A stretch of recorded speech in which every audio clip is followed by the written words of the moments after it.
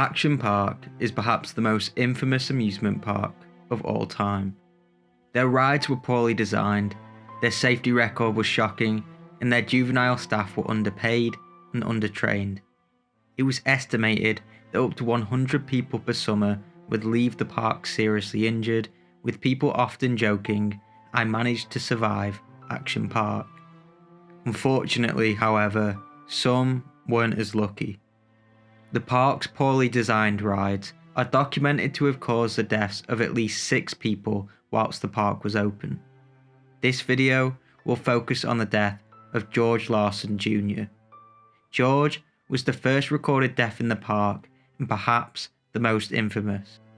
This is the tragic story of the Alpine Slide Disaster.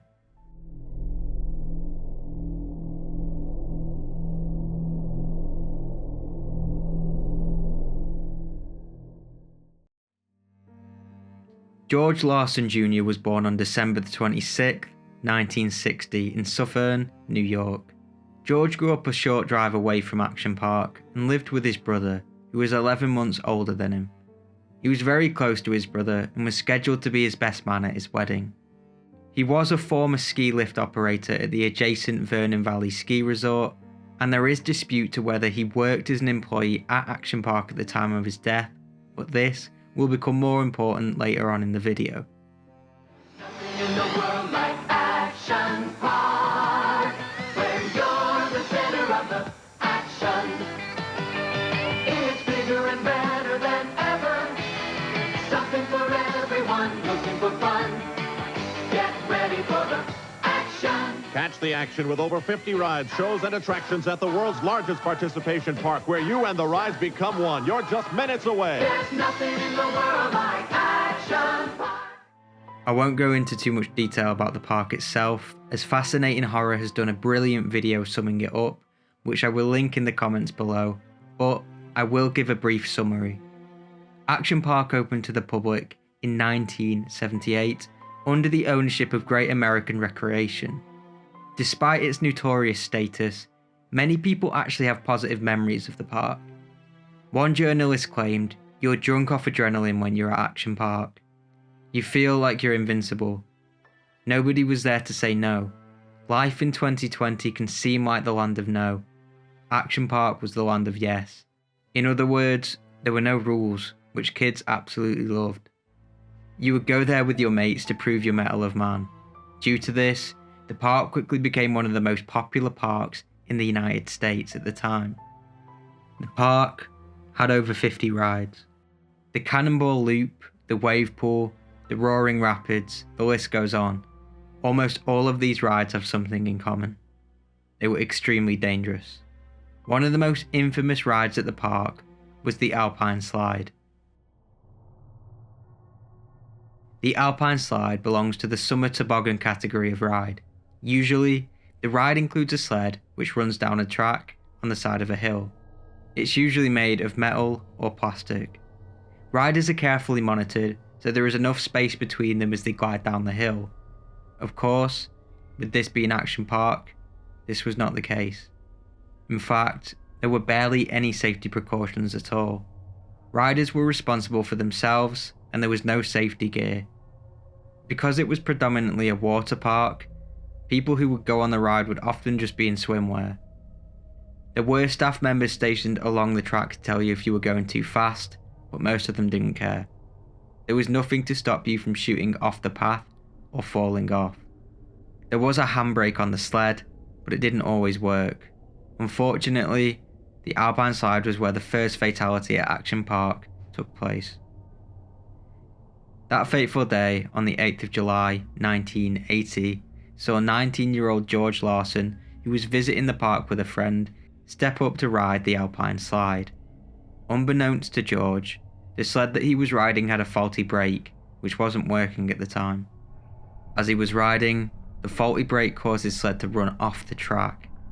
George then fell 25 feet down an embankment at a rapid speed and smacked his head off a rock. People panicked and an ambulance was called. George was sent to the Good Samaritan Hospital in Suffern. He lapsed into a coma which he would never wake up from. Unfortunately, he died a week later with his family by his side. The response from Action Park was scummy to say the least. Wesley Smith, the public relations director of Action Park, maintained that George was at fault and that there was nothing wrong with the ride. He said, "The ride didn't injure Larson. It was a rock 25 feet away that hurt him. The same could have happened to someone falling off a bicycle." He even went on to say that there was a sign that warned riders that they would ride at their own risk. They also went on to claim that Larson worked at the park. The park owner, Gene Mulville, claimed that he was an employee and that he had been riding on it after it had rained. Mulville told this story because if Larson was an employee, he wasn't required to report his death to the state. His family disputed that he worked there, and from what I have found, he never did. Obviously, Action Park were just lying through their teeth to save themselves. It also came out that the rocks that George smacked his head off were reported as a hazard and instructed to be moved. Obviously, they weren't. Not a lot was known about the trial, but eventually George's family settled with the park for $100,000. The family of George were featured in a documentary released in 2020, which examined the legacy and horrors of Action Park. Understandably, George's family at the time were torn apart. Esther Larson, George Larson's mother, says in the film that she and her husband George celebrated when Mulville died in 2012. Remarkably, after the incident, not only did the Alpine Slide stay open, Action Park continued to operate as usual. They embraced the ride at your own risk reputation, and it worked. The park continued to be one of the most popular park destinations in America. More individuals would die over the years at Action Park, from electrocution to drowning. In the only 14 years it remained open, there were a total of 6 fatalities at Action Park. The park would eventually close in 1996 after Great American Recreation were found guilty of fraud. It was reopened over the years, but with an increased focus on safety and the closing down of the dangerous rides, the park no longer lived up to its reputation. In 2016, the park was rebranded to Mountain Creek Water Park and remains open to this day.